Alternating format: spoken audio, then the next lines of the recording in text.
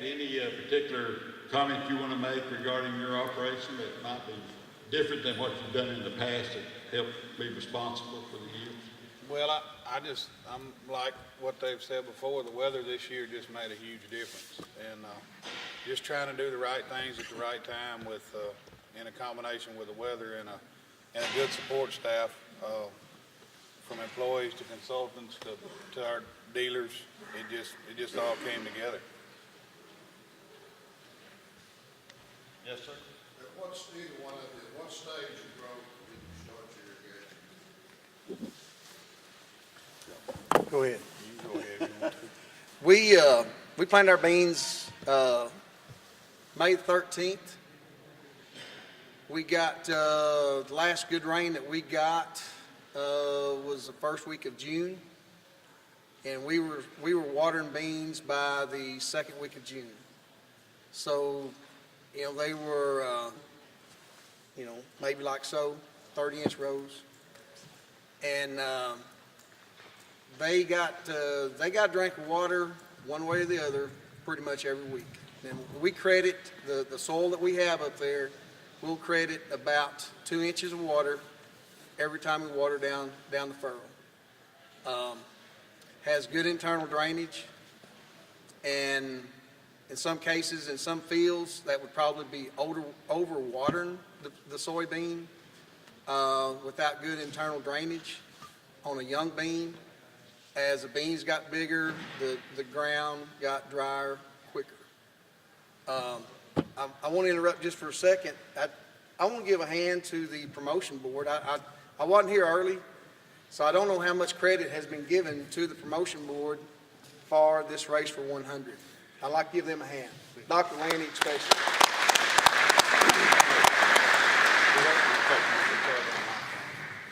You water every middle or every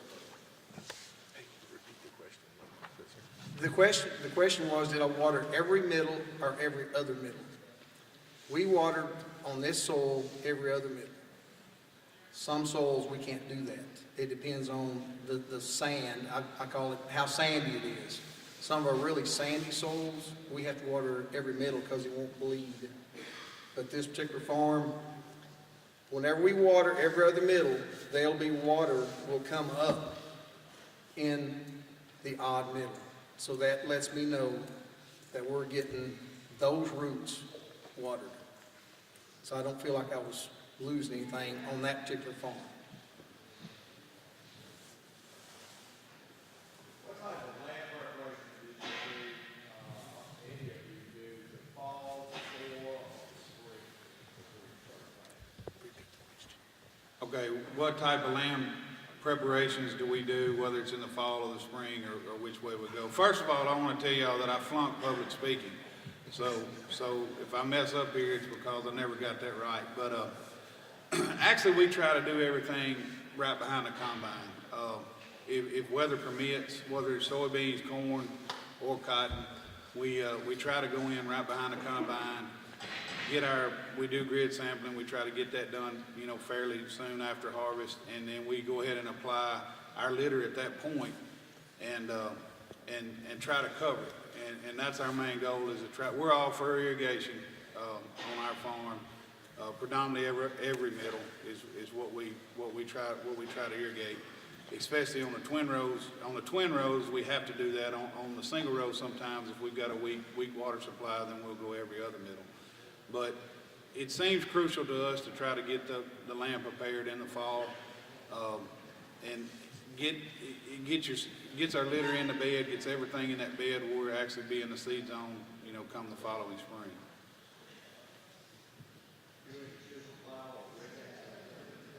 Yes, sir. Sometimes we do. What I try to do as a farm wide is try to at least deep till. Mainly we use a ripper.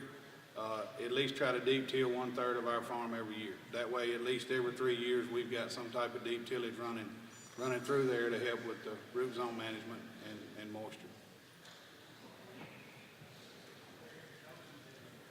Other questions? I know we're getting close to lunch, but we appreciate it very much. But you got 3 of them right here. One's been doing the research, two in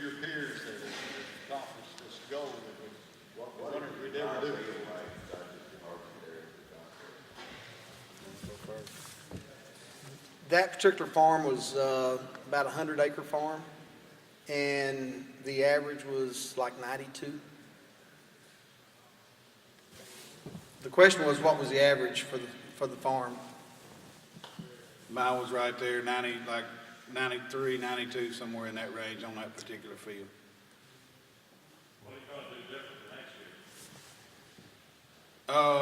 What are we gonna do different for next year? Hope the weather's the same would help me the most. I had someone ask me that before, and you know what? What would you do different? I mean, you just try to do basically the same things we're doing now. As Ryan kind of mentioned, and we've looked at all these different ways of growing soybeans, and pretty much from information I gathered off of his presentation is timeliness, and weather is what's, where the yields are coming from. So hopefully we'll have the same weather, and that'll make a huge difference. Eddie, I've heard you make a comment of what's changed over the years. He's been in the verification program over the years, and this field, you know a lot, you got a real history on it. 1976, this identical field, my coach up here, we done a verification field behind wheat. It was drilled. Another teacher I had was Phil Tacker. He come up and showed us how to do the border irrigation. And they also used the irrigation scheduler, which I'd never heard of. And the comment I made last week at Farm Bureau was, they'd have us irrigate these beans, say, on a Monday. And then Friday evening, they'd call me and say, turn the pump back on Monday morning. And I'm sitting here saying, well, we just got through watering. And so, I would reluctantly go down there and turn the pump on.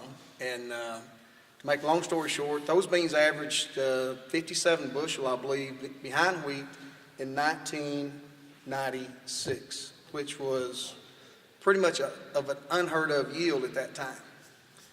In 1997, Dr. Lanny asked would I do a full season field. So we planted full season beans.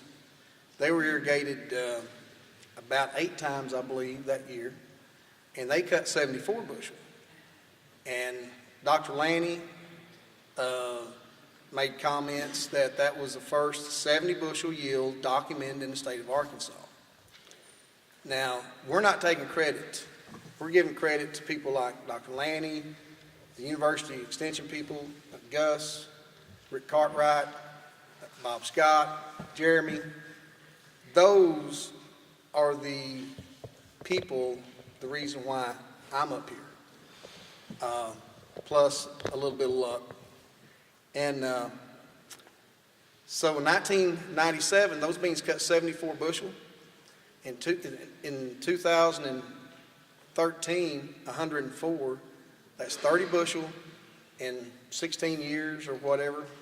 I give a lot of credit to the soybean breeders. I think beans are tougher nowadays. They just have better potential. And we have yet to reach, I think, the potential of the soybeans that we have at hand. 30-inch rows, we're on 30. He's on 38 twins.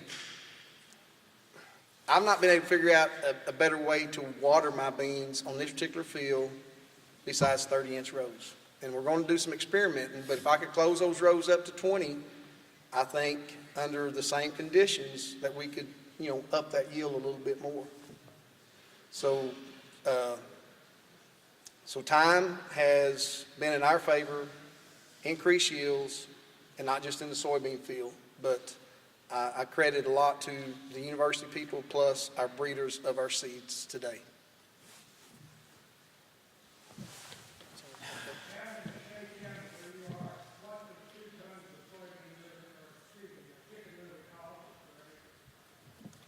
We're paying he asked what the price of 2 tons a litter is in southeast Arkansas. We're paying about $47 to $50 per ton. So you're looking, that's easy to figure.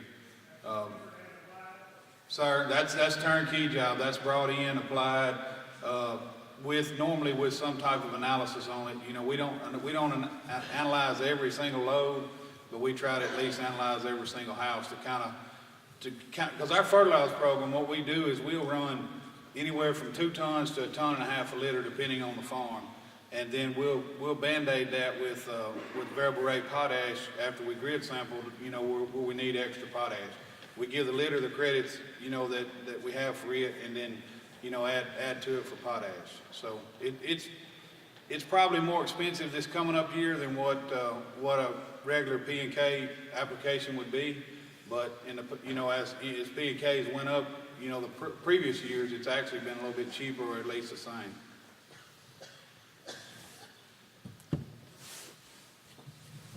We're a little cheaper up in the River Valley. We probably have access to a little more litter up there, but about $30 to $32 applied. And we're like, man, we like litter and we like commercial. We're not going to depend 100% on litter, and I'd really like to have litter in commercial whenever it's available.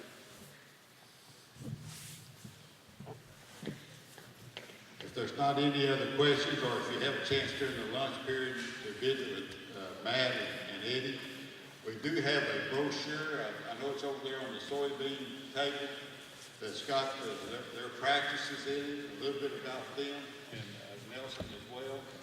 And we really appreciate, guys, y'all coming up to be with us up here, one from Southeast Arkansas, one from the western part of the state of the River Valley. Matt?